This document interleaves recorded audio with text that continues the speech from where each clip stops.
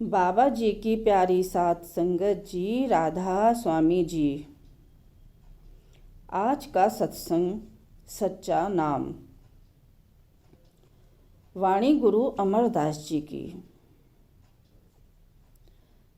सच्चे नाम की महिमा के बारे में संत हमें बताते हैं कि सिर्फ सच्चे शब्द या सच्चे नाम की कमाई करके ही हमारा मन निर्मल और पाक हो सकता है। शब्द की कमाई करके ही हम 84 के दुखों से बच सकते हैं। गुरु नानक साहब हमें बड़ी ही सुंदर मिसाल देकर समझाते हैं कि अगर किसी को सांप डस लेता है तो उसके इलाज के लिए हम उसे डॉक्टर के पास लेकर जाते हैं और उसका जहर उतर जाता है। इसी तरह से हमें भी अपना मनरूपी सांप का जहर अपने अंदर से निकालना चाहिए। अपने अंदर का जहर निकालने के लिए हमें संतों के पास जाना पड़ेगा और अपने ख्याल को शब्द के नाम के साथ जोड़ना पड़ेगा। मन को वश में करने का और कोई इलाज हमारे पास नहीं है। गुरु नानक देव जी आगे फरमाते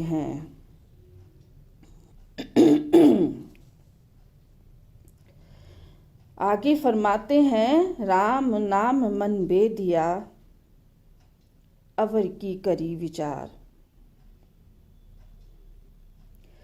यह हमारा जो मन है, ये दुनिया के मोह और विषय विकारों में फंसकर हिरन की तरह भटकता फिरता है। जब ये राम नाम के शब्द के साथ जुड़ जाता है तो हमेशा के लिए बिंद जाता है। इसके अलावा मन को वश में करने का कोई भी उपाय नहीं है। स्वामी जी महाराज भी यही समझाते हैं कि सुरत शब्द कमाई करना, सब जतन दूर अवधरना। हम चाहे किसी भी महात्मा की वाणी की खोज करें, हमें यही पता चलेगा कि सभी महात्मा नाम या शब्द की ही महिमा करते हैं। हमारे जितने भी धर्म और रीति रिवाज कानून सब अपने हैं, लेकिन जो असली रूहानियत है, सत्य का जो मूल रूप है, वो रूहानियत की जड़ है। और ये हर एक धर्म, हर जाति में एक है। सभी महात्मा हमारे अंदर इस रूहानियत को पाने के लिए शौक और प्यार पैदा करते हैं और रूहानियत को पाने का तरीका और साधन हमें समझाते हैं। इस रूहानियत को सभी महात्माओं ने अलग अलग धर्म, अलग अलग जाति और अलग अलग देशों में हमें शब्दों और लफ्ज़ों के जरिए समझाने की कोशिश की है। ऋषि मुनि इसको राम धुन कहते हैं, कभी राम नाम कहते हैं, कभी दिव्य ध्वनि कहते हैं, कई शब्दों से याद करते हैं। गुरु नानक देव जी तो इसे अनेकों शब्दों में याद करते हैं। गुरु की वाणी, हरि कीर्तन, निर्मल नाद, ये कहकर बयान करते हैं। हमारा शब्दों के साथ कोई लेना देना नहीं है। हमें तो बस उस रूहानियत की खोज करनी है जिसकी महिमा संत करते हैं और जिसको पाकर हमारा मन बिंद जाता है और वापस अपने ठिकाने पर पहुंच जाता है। जब तक हमें समझ नहीं आता कि संत शब्द नाम वाणी किसे कहते हैं और वो क्या है, किस जगह है, तो कैसे उसके साथ हम अपना ख्याल जोड़ेंगे। संतों का कहना है, तुम चाहे कितने भी ज्ञान से भरी पोथियां पढ़ लो, कितने भी ग्रंथ पढ़ लो, हम कभी भी उन्हें पढ़कर लाभ नहीं उठा सकते। संतों की वाणी में हर जगह सच्चे शब्द, सच्चे नाम का जिक्र आता है। गुरु अमरदास जी फरमाते हैं कि जब संत महात्मा सच्चे शब्द की महिमा करते हैं तो मन में यह विचार जरूर आता है कि शायद और भी कोई वाणी, शब्द या नाम ऐसा है जो सच्चा नहीं है।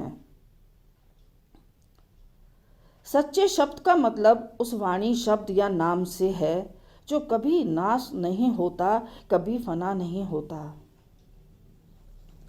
संत महात्मा हमें समझाते हैं कि शब्द और नाम दो प्रकार के होते हैं। एक वर्णात्मक शब्द है और दूसरा धुनात्मक शब्द है। वर्णात्मक शब्द हम उसे कहते हैं जो लिखने, पढ़ने और बोलने में आता है। हमने अपने अपने प्यार में आकर उस परमात्मा के जितने भी नाम रखे हैं, जैसे हरिओम, अल्लाह, वाहिगुरु, परमात्मा, परमेश्वर, राधा स्वामी आदि, ये सब हमारे वर्णात्मक शब्द हैं। और दूसरा धुनात्मक शब्द है। इस शब्द से हमें मुक्ति और शांति मिलती है। ये लिखने पढ़ने में नहीं आता और ना ही इसकी कोई भाषा है, ना ये किसी पोथी में है, ना किसी ग्रंथ में है। संत हमें समझाते हैं कि जिस नाम की कमाई से हमें मुक्ति प्राप्त करनी है और मन को वश में करना है, आत्मा और मन की गांठ खोलनी है और अपने को बदलकर मालिक के काबिल बनाना है, संत केवल उस नाम की महिमा कराते हैं। वो सच्चा नाम जो लिखने में नहीं आता और ना ही पढ़ने में आता है और ना ही बोलने में आता है। इस शब्द को सावंत सिंह जी महाराज हमें अनबोली वाणी कहकर समझाते हैं। ईसा मसीह अपने शिष्यों को बताया करते थे, आंखें होते हुए तुम देख नहीं सकते, कान होते हुए तुम सुन नहीं सकते। गुरु अंगद साहब जी भी नाम की बड़ी सुंदर महिमा करते हैं और कहते हैं कि भाई शब्द की महिमा बहुत विचित्र है। इस शब्द को बाहर की आंखें देख नहीं सकती, कान सुन नहीं सकते, ना ही हम अपने पैरों से चलकर वहां तक पहुंच सकते हैं और ना ही हम हाथों से पकड़ सकते हैं। संतों का कहना है कि शब्द को प्राप्त करने के लिए हमें परमात्मा से मिलाप करना पड़ेगा और परमात्मा से मिलाप के लिए हमें जीते जी मरना पड़ेगा। अगर हमारा ख्याल सच्चे शब्द से जुड़ जाता है तो दुनिया के सब झगड़े खत्म हो जाते हैं। संत महात्माओं ने पहले भी अर्ज किया है कि आत्मा की कोई कौम नहीं होती, ना कोई मजहब होता है, ना कोई मुल्क होता है। ये झगड़े बस तभी तक के हैं जब तक हमें सच्चे शब्द की समझ नहीं आती और नाम की रंगत हमारे ऊपर नहीं चढ़ती। संत तो हमें झूठे भ्रमों में से निकाल कर सच्चे शब्द के साथ जोड़ने के लिए आते हैं और इसी शब्द के जरिए आत्मा उस परमात्मा में लीन हो सकती है। वही सच्चा शब्द नाम है। उस नाम और शब्द का कोई इतिहास बताया नहीं जा सकता और ना ही उसका कोई समय निश्चित किया जा सकता है, क्योंकि उसी सच्चे शब्द ने दुनिया की रचना की है। उसी के आधार पर सब खंड ब्रह्मांड चल रहे हैं। गुरु अमरदास जी फरमाते हैं कि उत्पत परलु शब्दे होवे, शब्दे ही फिर ओपत होवे। शब्द ने ही दुनिया की रचना की है और जिस समय परमात्मा इस शब्द की ताकत को इस दुनिया से खींच लेगा तो पूरी दुनिया में प्रलय आ जाएगी। ये पूरी दुनिया 5 तत्वों की बनी हुई है। पृथ्वी, जल, अग्नि, वायु और आकाश। हर एक चीज में कोई ना कोई तत्व मौजूद है। ये 5 तत्व एक दूसरे के दुश्मन हैं, लेकिन शब्द के कारण और शब्द के आश्रय ही ये एक दूसरे का साथ दे रहे हैं। जिस समय परमात्मा उस शब्द की ताकत को दुनिया से निकाल लेता है तो पृथ्वी पानी में घुल जाती है और पानी को अग्नि खुश्क कर देती है और अग्नि को हवा उड़ाकर ले जाती है और हवा को आकाश खा जाता है। संत महात्मा समझाते हैं कि भाई शब्द के आधार पर सारी दुनिया चल रही है। गुरु अर्जुन देव जी फरमाते हैं कि भाई जो कुछ भी हम दुनिया में देखते हैं वो सब नाम ने ही पैदा किया है। बाइबल में भी सेंट जॉन का कहना है कि आदि में शब्द था और शब्द ही परमेश्वर के साथ था और शब्द ही परमेश्वर था। सब कुछ उसी के द्वारा संसार में उत्पन्न हुआ है। संसार में कोई भी वस्तु उसके बिना उत्पन्न नहीं हुई है। जब तक हम शब्द के साथ खुद को नहीं जोड़ेंगे हम अंधेरे में ही भटकते रहेंगे और हमें कभी भी देह के बंधनों से छुटकारा नहीं मिल सकता है। हजरत ईसा भी बाइबल में कहते हैं कि अगर तुम मेरे शब्द से जुड़े रहते हो तो मेरे सच्चे शिष्य हो, तभी तुम सच को जान सकोगे और वही सच तुम्हें आजाद कर देगा। और फिर कहते हैं कि उस नाम की कमाई के बिना तो मालिक की कोई भक्ति है ही नहीं।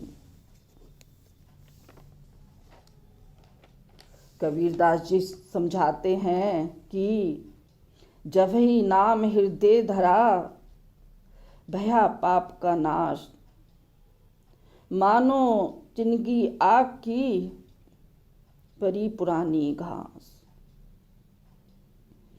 जिस समय हमारे अंदर नाम प्रकट होता है तभी से हमारे कर्मों का सिलसिला भी खत्म हो जाता है।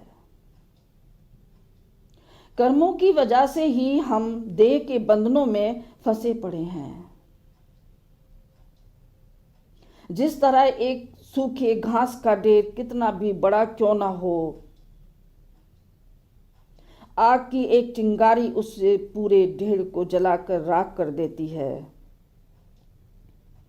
इसी तरह हमारे कितने भी खोटे और बुरे कर्म क्यों ना हो, यह नाम की कमाई सब कर्मों का हिसाब खत्म कर देती है। स्वामी जी महाराज कहते हैं, शब्द कर्म की रेख कटावे, शब्द शब्द से जाए मिलावे।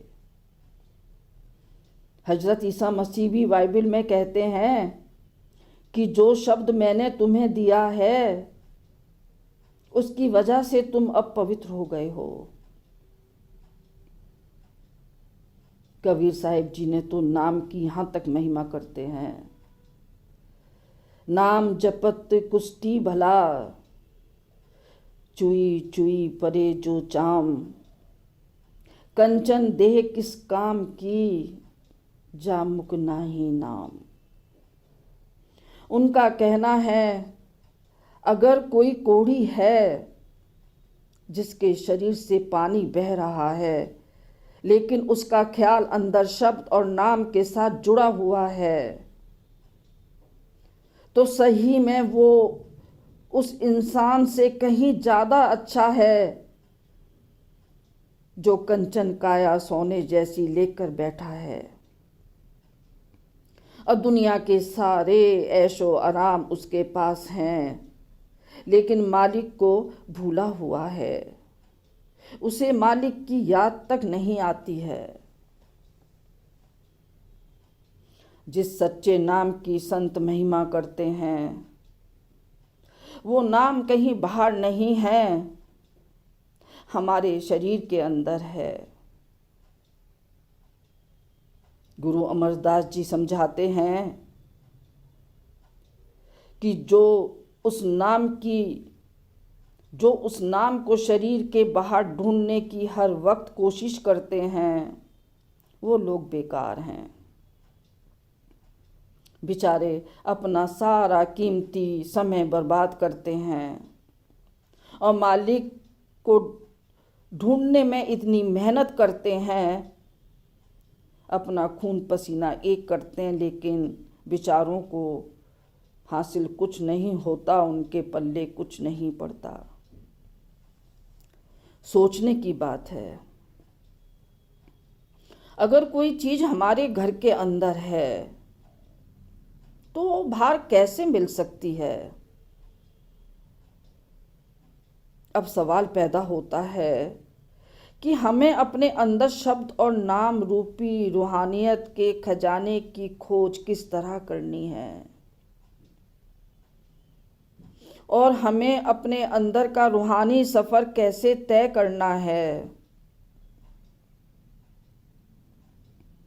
तो संत हमें समझाते हैं कि भाई, हमारा रूहानी सफर पैरों के तलवों से लेकर सिर की चोटी तक है,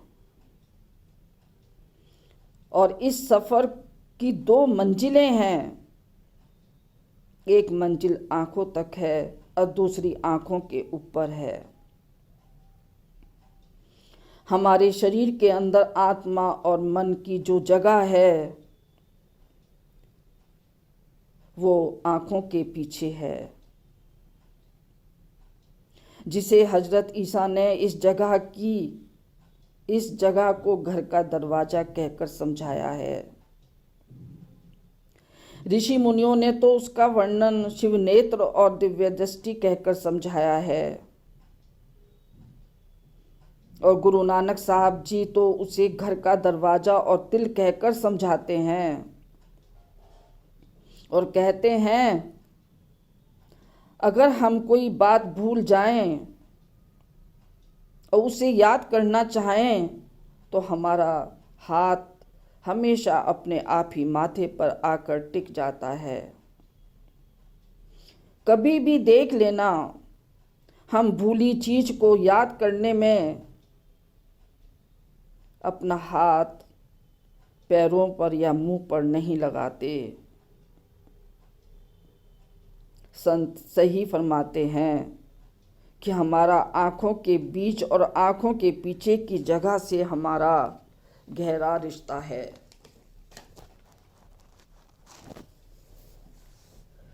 हम सभी का ख्याल यहाँ से उतरकर 9 द्वारों के जरिए सारी दुनिया के अंदर फैल रहा है। गुरु अमरदास जी फरमाते हैं, हमारा ख्याल तीसरे तिल से उतरकर हर वक्त सारी दुनिया में फैलता है, और हमारा मन एक पल के लिए भी आंखों के पीछे नहीं ठहरता। हमारे शरीर के 9 दरवाजे हैं।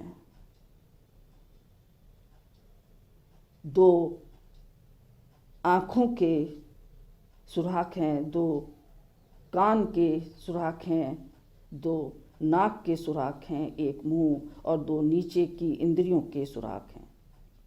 इन 9 द्वारों के जरिए हमारा ख्याल सारी दुनिया में फैलता है। गुरु रामदास जी का कहना है, इस मन को लेकर कितनी भी अंधेरी कोठरी में बैठ जाओ, कितने ताले लगा कर बैठ जाओ, कितने दरवाजे बंद कर लो, लेकिन हमारा मन दुनिया में घूमता ही मिलेगा। क्योंकि मन को सोचने की आदत जो है वो वहाँ नहीं होता,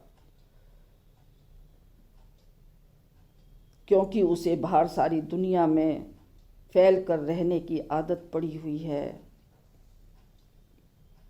इसको महात्मा सिमरन करना कहते हैं। हर एक जीव को सिमरन करने की आदत जन्म से ही होती है। कभी 1 मिनट भी हमारा सिमरन के बिना नहीं रह सकते। 1 मिनट भी हम सिमरन के बिना नहीं रह सकते। कोई बच्चों का सिमरन करता है, कोई अपने काम का सिमरन करता है, कोई अपने बच्चों खेती का सिमरन करता है। जिसका भी सिमरन करते हैं उसकी शक्ल सामने आकर खड़ी हो जाती है। इसको महात्मा ध्यान करना कहते हैं। और ध्यान धीरे धीरे पक जाता है और हमारा मोह प्यार दिन पे दिन बढ़ने लगता है और रात दिन हम उसी के सपने देखने में खोए रहते हैं। मौत के वक्त भी हमारी आंखों के सामने बाल बच्चे, कारोबार सब आकर खड़े हो जाते हैं। इसलिए संत जन कहते हैं कि जहां आसा तहां बासा। और मौत के बाद भी हम मोह और प्यार में बंधे बार बार दुनिया में आते हैं और 84 के चक्कर में फंसे रहते हैं। इसलिए महात्मा समझाते हैं कि भाई ये जो सिमरन की कुदरती आदत पड़ी हुई है, इस कुदरती आदत का फायदा उठाओ। दुनिया के सिमरन ध्यान की जगह पर मालिक के नाम का सिमरन और ध्यान करो, क्योंकि सिमरन को सिमरन काटेगा और ध्यान को ध्यान काटेगा। आपने सुना होगा, पानी की मारी हुई खेती पानी से ही हरी भरी होती है। संतों का कहना है कि कितने मूर्ख हो, कितने मूर्ख हैं तुम दुनिया की नाशवान चीज़ों का सिमरन करके। कितने मूर्ख हो तुम दुनिया की नाशवान चीज़ों का सिमरन करके। हम उससे मोह और प्यार किए बैठे हैं, उनमें से कोई भी चीज़ हमारे साथ देने वाली नहीं है। हम जानते हैं कि ये सब चीज़ें हमें बार बार दे के बंधनों की ओर ले जाती हैं। हमें तो बस उस मालिक के नाम का सिमरन और ध्यान करना चाहिए जो फना नहीं होता। वो हमारी आत्मा का अंश है और जिसके अंदर वो समाना चाहती है। गुरु अर्जुन साहब फरमाते हैं कि वह परमात्मा जो निश्चल है, जो कभी जन्म मरण के दुखों में नहीं आता, जो उसका ध्यान करता है, जो उससे प्यार करता है, जो उसका सिमरन करता है, वो भी निश्चल हो जाता है और उसका भी जन्म मरण के दुखों से छुटकारा हो जाता है। हमें चाहिए कि हम परमात्मा के नाम का सिमरन करके अपने फैले हुए ख्याल को समेटकर आँखों के पीछे ध्यान को इकट्ठा करें। ये बहुत आसान और सरल तरीका है। बच्चों से लेकर बूढ़े तक इसे आसानी से कर सकते हैं। हमें दुनिया का सिमरन छोड़कर मालिक के नाम के सिमरन में मन लगाना चाहिए। लेकिन मन का टिकना बहुत मुश्किल है, क्योंकि उसे बार बार 9 द्वारों के जरिए बाहर दौड़ने की आदत है। महात्मा हमें समझाते हैं कि भाई मन को वहाँ खड़ा करने के लिए किसी न किसी स्वरूप का ध्यान करना बहुत जरूरी है।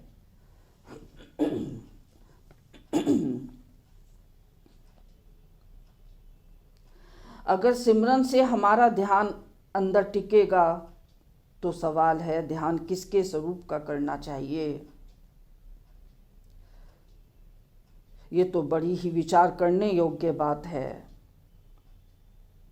अगर हम किसी स्वरूप का ध्यान करेंगे तो हमारा मोह प्यार उसके साथ पैदा हो जाएगा और हम प्यार में बंध जाएंगे। अब हमें विचार करना पड़ेगा, सारी दुनिया पर नज़र डालकर देखना पड़ेगा कि कौन सी चीज़ हमारे ध्यान के काबिल हो सकती है।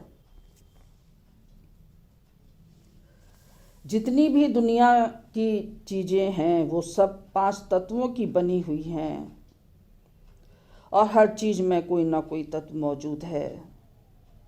मनुष्य के अंदर 5 तत्व मौजूद हैं। इसलिए महात्मा हमें रचना का सरताज और 5 तत्वों का पुतला कहते हैं।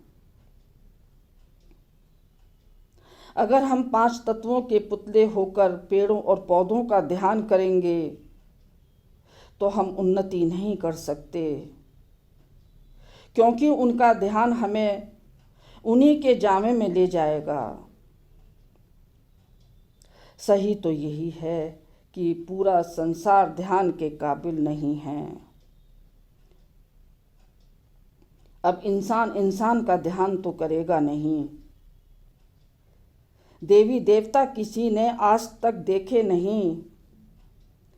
जानवरों की बोली समझ नहीं आती और मालिक के स्वरूप का किसी को पता नहीं। बहुत से लोग तो परमात्मा की हस्ती को भी इनकार कर देते हैं और बाकी लोग भी उलझन में फंस जाते हैं कि अब कौन सी चीज़ हमारे ध्यान के योग्य है। संत महात्मा बड़ी अच्छी मिसाल देकर समझाते हैं कि हमें मालिक के भक्तों और प्यारों की खोज करनी है, जिसका तार परमात्मा के साथ जुड़ा हुआ है और जो अपनी भक्ति और प्यार से बंधे हुए वापस जाकर उसी परमात्मा से मिल जाते हैं। इसीलिए हमें भी उनके स्वरूप का ध्यान करके उनके साथ प्यार करके वापस जाकर हम उसी परमात्मा के अंदर समा जाएंगे। गुरु अर्जुन साहिब समझाते हैं कि गुरु का ध्यान हमेशा मन में रखो, बस ये स्वरूप का ध्यान करने के योग्य है। स्वामी जी महाराज का उपदेश है, कहते हैं गुरु का ध्यान कर प्यारे, बिना इसके नहीं छुटना। ईसा मसीह भी इसी तरह इशारा करते हैं। कहते हैं कि मैंने उस परमात्मा को देखा है और तुमने मुझे देखा है, इसलिए तुमने भी उस परमात्मा को देखा है और जो मुझे देखता है वो मेरे भेजने वाले को देखता है। बस अपने मन के भाव से ही सतगुरु के स्वरूप के ध्यान के द्वारा हम वापस जाकर उस परमात्मा में समा जाते हैं। बस हमें अपने सतगुरु का ध्यान करना है, जिन्होंने हमें मालिक की भक्ति का तरीका और रास्ता बताया है। जब सिमरन के द्वारा हमारी सूरत तीसरे तिल में होती है, ध्यान के द्वारा वहाँ ठहर जाती है, तो हमें अपने आप ही पता चल जाता है कि आंखों के पीछे से एक सुरीली और मीठी सी आवाज़ आ रही है और ये मालिक की दरगाह से उठ रही है और ये मनुष्य के अंदर है। यहाँ किसी जाति कौम का मतलब नहीं है, कोई ईसाई हो या मुसलमान हो, जो भी भाग्यशाली जीव अपने ख्याल को आँखों के पीछे एकाग्र करता है तो उसका ध्यान अपने आप ही उस आवाज़ के साथ जुड़ जाता है और शरीर सुन्न हो जाता है। इस अभ्यास की क्रिया को महात्मा 9 द्वारों को खाली करने की 10वीं गली में जाना या जीते जी मरना कहते हैं। आत्मा और मन 9 द्वारों से आज़ाद हो जाती है और इनका संबंध दुनिया से दूर हो जाता है और दुनिया के सब दुख भूलकर मनुष्य अपने अंदर शब्द की एक अद्भुत खुशी का अनुभव करने लगता है। कबीर साहिब इस बारे में फरमाते हैं, कहते हैं कि जिस मरे से जग डरे, कहते हैं कि जिस मरने से जग डरे, मेरे मन आनंद। बाइबल में सेंट पॉल भी कहते हैं कि मैं प्रतिदिन मरता हूँ, बस गुरु से मिलाप होने के बाद सारे बंधनों से हम मुक्त हो जाते हैं। शब्द से जुड़ने का बस एक यही जरिया है, मालिक की शरण में रहना और अपने मालिक पर अटूट विश्वास करना और मालिक के हुक्म में रहना, मालिक के हुक्म में रहना। मैं आती रहूँगी प्यार भरे शब्दों के साथ। राधा स्वामी जी।